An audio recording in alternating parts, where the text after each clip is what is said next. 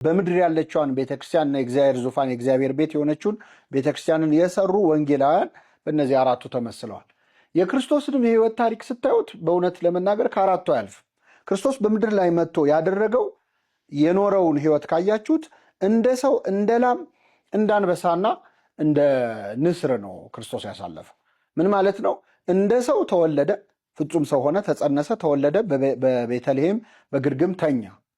እንደ ላም ደግሞ መስዋዕት ሆኖ ታረደ፣ ደሙን አፈሰሰ። እንደ አንበሳ ደግሞ ሞትን ድል አድርጎ ተነሳ። አንበሳ ከባድ እንቅልፉ ተኝቶ እንደሚነሳ በኃይል እንደሚነሳ እግዚአብሔር ከእንቅልፍ እንደሚነቃ ተነሳ።